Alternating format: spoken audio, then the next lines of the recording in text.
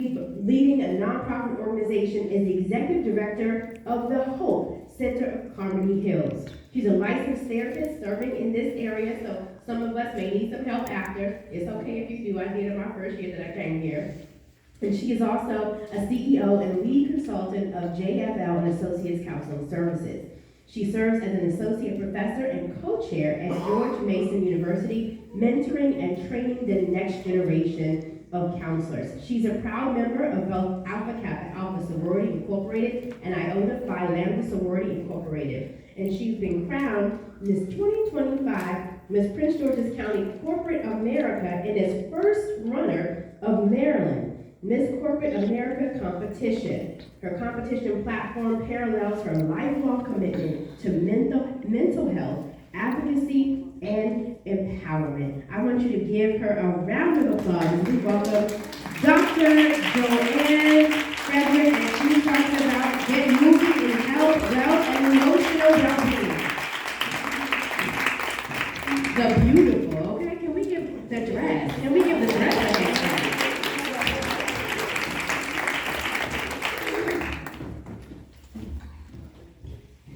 Good morning, everyone. Good morning. How you feeling today? Great. Great. Excellent. Okay. Maybe I'm feeling nervous.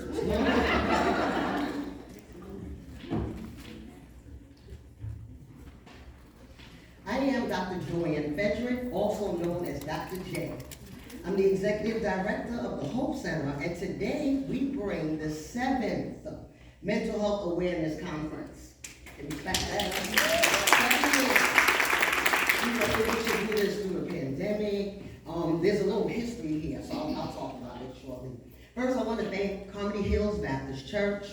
I would like to thank Pastor and Chef Oscar Brody and Pastor Curtis for allowing me to partner and bring about the vision of a counseling center in a Baptist church. Amen. We've been doing this again since 2017. And I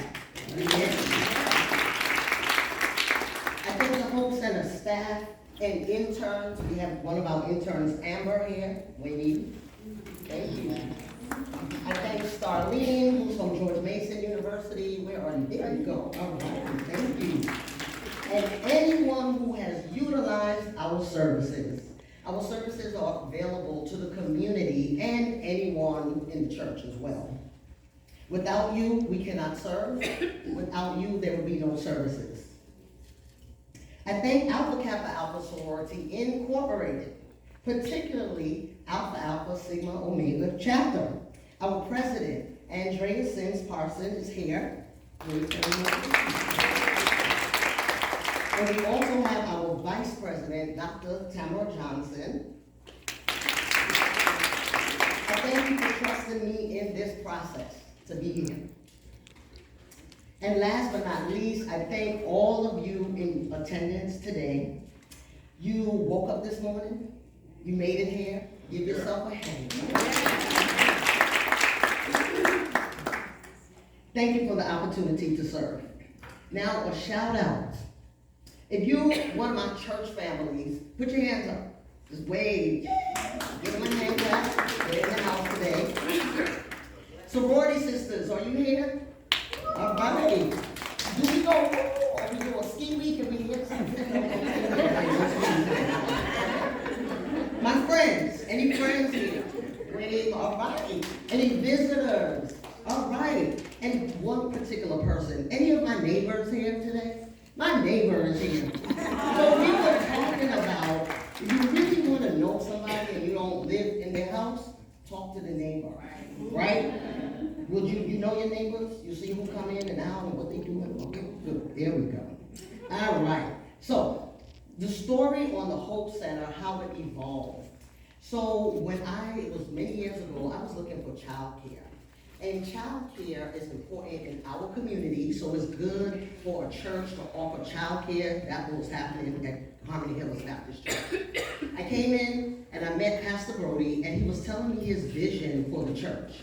He knew that I was in private practice, but I didn't know that. He already did his research. It's my understanding he looked me up on Facebook, And I say that because social media, make sure it looks good. You just never know who's looking at you, right?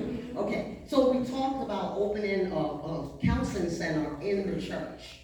And what it took. What it took was space. It took buy-in from the church to know that the services are needed. And it took some finances in terms of making the space look like a counseling center. A counseling center, if you've never been in one, looks like a living room. We just talk, a nice friendly space. We started advertising to the community, and other schools noticed what we were doing. So Bowie State University, George Mason University, Antioch, and they asked, can their students come and get trained to be counselors at the Hope Center? And they came. So years we've been doing this. So during the pandemic, we had a lot of groups virtually. The other thing too was we had groups and people were not showing up. But at this one particular time, politically, there was a certain person that became the president, and it was a problem for many communities of color. So we just opened the group, and people just started coming just to talk about how they feel. That person is the president again. So our political and our social climate is what motivates us to help people in terms of mental health and being able to survive. So today, what you see is how we incorporate faith and mental health. On a Sunday, we started preaching about, in the Bible, things that were mental health related, and then we had the counselor talk about that issue. So we termed it, and the term we called it was bibliopsychoeducation. That's what we were doing. We were doing something, we didn't know what it was, so we sat down and gave it a name. And so from then, we took it on the road. We've helped a lot of other churches open counseling centers in the church. Now remember, this is before COVID even happened. So now, churches and places of worship, not just churches, are gravitating to mental health and faith. So May is Mental Health Awareness Month, and that's what brings us here today. Before we begin, I have a poem that I wrote, and I want to share it with you all.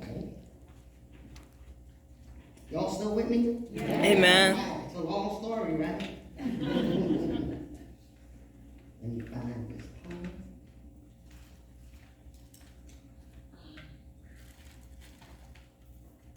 All right, here we go. In the month of May, we wear green. In the bloom of May, when spring is near, we lift our voices bold and clear. A gentle call through sky and tree, it's mental health awareness come to be. We wear green, not just for style, but to honor hearts that walk each mile. A symbol bought of hope and grace for minds that journey seek their place. Green, the color of healing, life and light, of growing through the darkest night. It whispers peace, it stands for care, a sign to show we're always there. Mental health, not shame nor scare, but strength in knowing who we are. It's talking, listening, lending hand. It's helping others understand. So in this month, let kindness grow, like gardens in the sunlight glow. With open hearts and minds set free, we stand for love and empathy. Let every ribbon, every word be part of voices that are heard. For May is not just passing through, it's a chance to heal, to start anew. Thank you.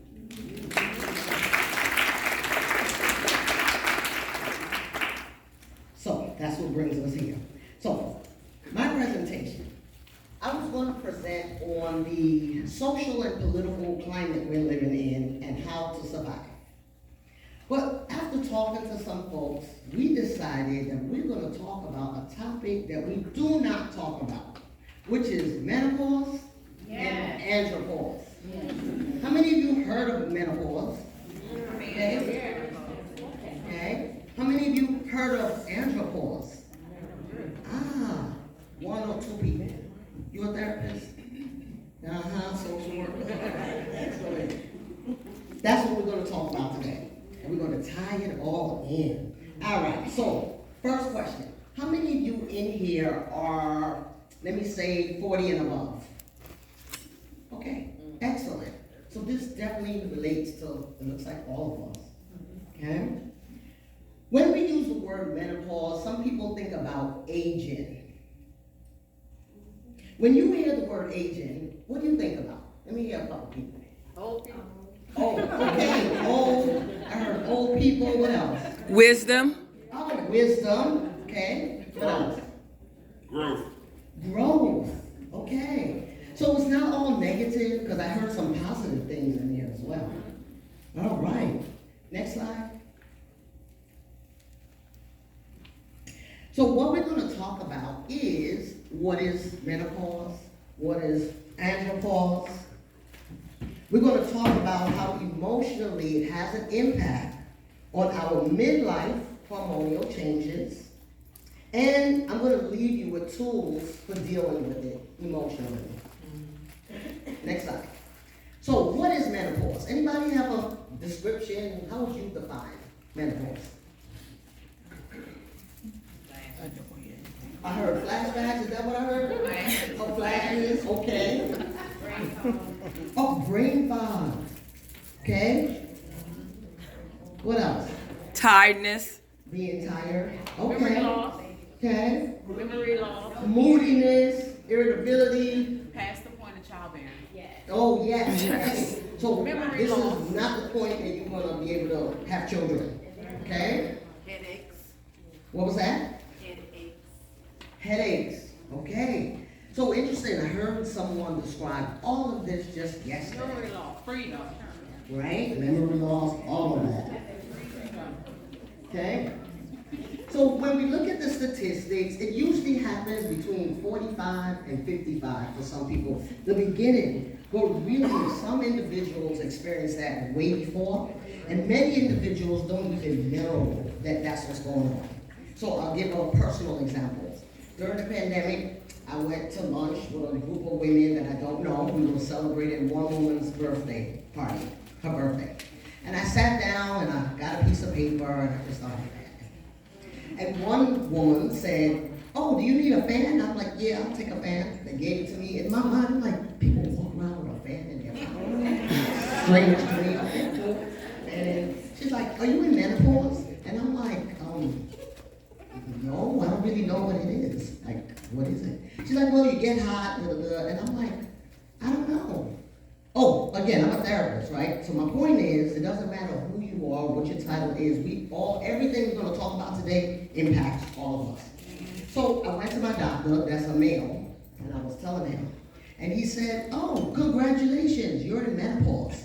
And I'm like, "What do you mean? Like, help me." So he's explaining, and in my mind, I'm like, "You're a man, you don't even know what you're talking." But he knew what he was talking about. So that was my first thing about menopause, and then I told my mom, and she's like, "Oh yeah, that's menopause." But she forgot to tell me what that is, because we just don't talk about these types of things, right? Right. So that's an example. So as you all said, symptoms. Oh, I see some people fanning also. It's okay. Some of the symptoms, we talked about hot flashes. There's also cold flashes. Right. Where you're hot one minute and then all of a sudden you feel cold and you're like, "What's going on?" Then you get warm again. Yeah. Okay? Sleep disturbances. You're Yeah. not getting a full 7 to 8 hours of sleep. You'll wake up because you're hot, or because you heard something, or because something is on your mind. And by the way, we all need this information, so if this hasn't happened to you, you don't understand, take the information and share it with somebody else. That's why we're here today. The mood swings, the memory issues, we just spoke about that. What's going on is physically, biologically, our estrogen level is getting low. That's what's happening. Our estrogen level affects our brain chemistry. So this is a brain issue. It's nothing that you can fight, but you can treat some of the symptoms as well. It is normal and it is okay. And it is also emotional regulation. what we need to do as well. Next slide.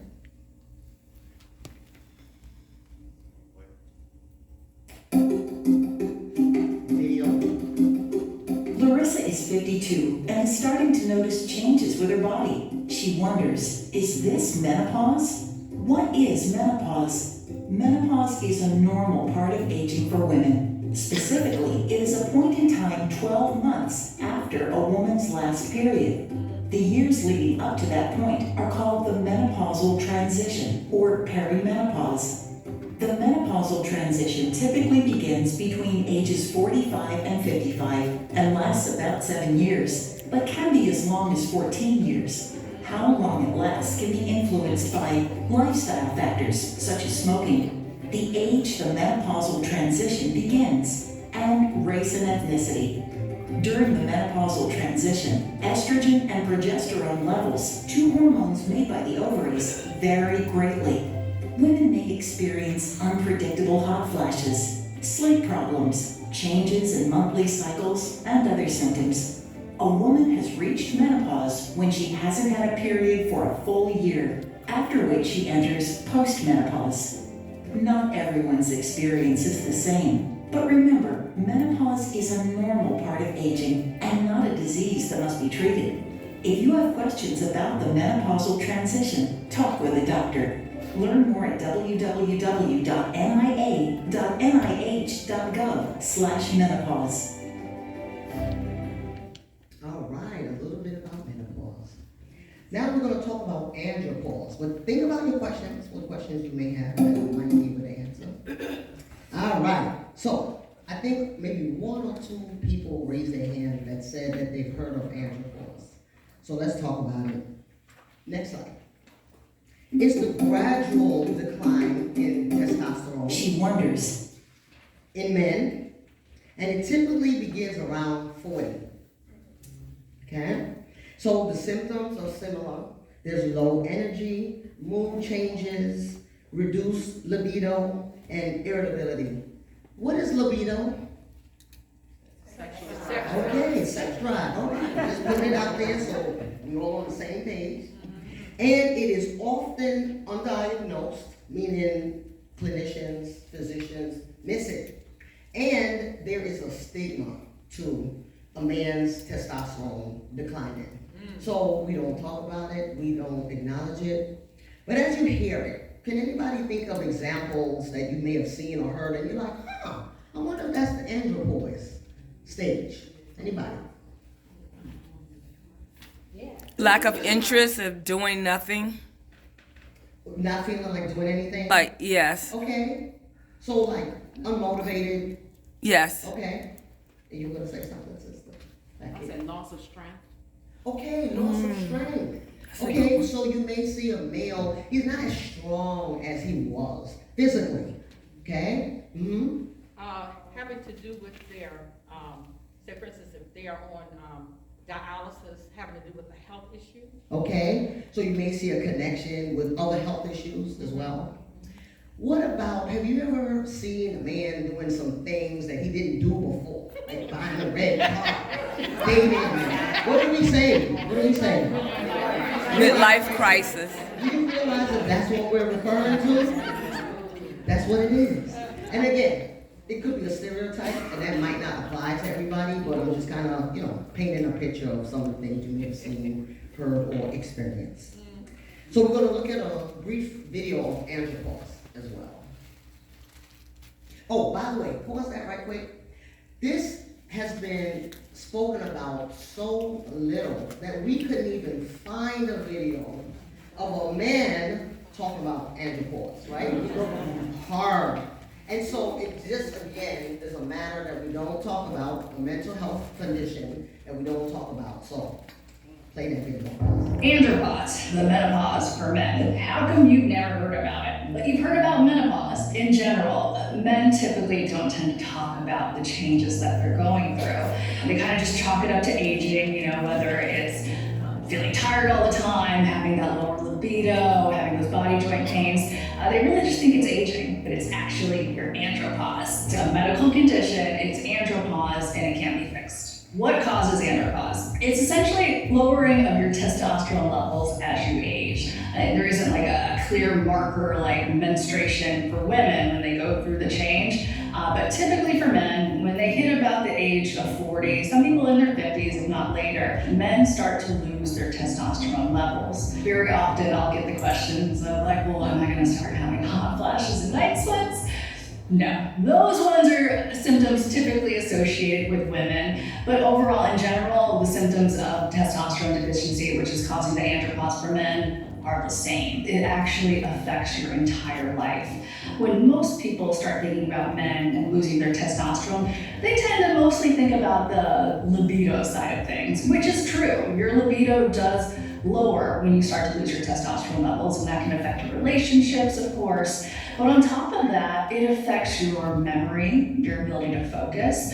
It causes weight gain, men to start to lose their muscle tone, and you have increased body joint pains.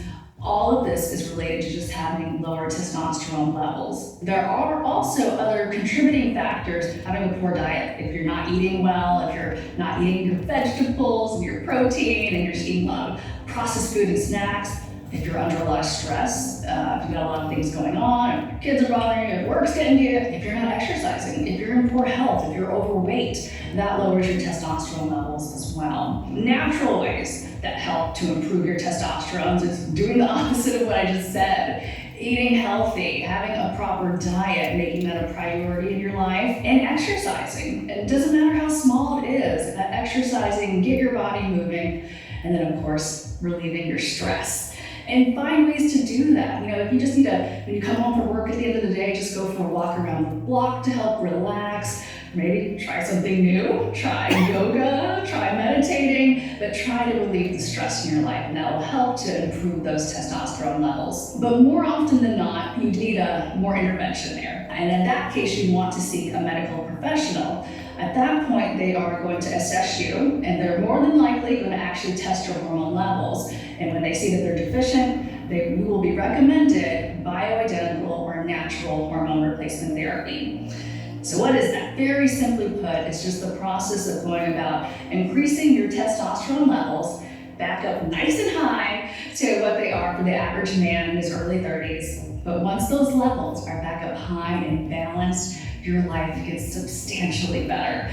You're happy again, you have energy, you start to build that muscle tone, that libido gets back up there. Say goodbye to the body joint pains.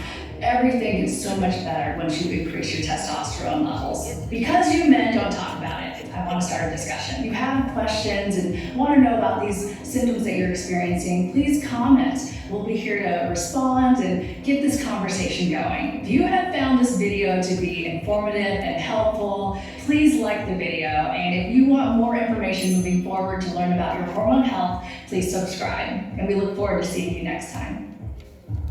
Okay, got it. All right. So there are emotional impacts of hormonal shifts. Andropause, the menopause. They really just. So there's increased anxiety, depression, irritability. There are body image changes, identity shifts. So identity meaning like, well, who am I? You know, I used to be, 20, 30, now I'm looking at myself and I see gray hair, I see wrinkles, like, who am I, right? The question. Sleep and energy changes as well, that affects our mood. When we don't get enough sleep, it's almost like we are operating under the influence of alcohol. That's right. We can't think clearly, we don't make good decisions when we lack sleep. And then the other thing, loss of fertility, career transitions has an impact, and also aging. Our parents are aging, and again, we're still talking about andropause, and so are we. So do you notice that the symptoms are like the same as menopause? It is, pretty much. So, next slide. Let's reflect. So, the question that I have for you, think about it, because you're going to talk about it. What emotional changes have been the most surprising or challenging? Whether it's for you, or someone you know, or just whatever you learned today. So you're going to talk to your neighbor. Literally, my neighbor is here. So I can be like, neighbor, let's talk. So, Talk to the person next to you. I'm gonna give you about 5 minutes and talk about that, and then we'll come back and talk.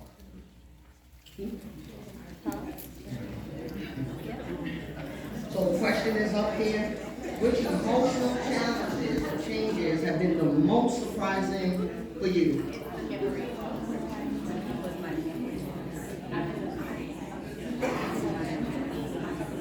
Oh, sorry.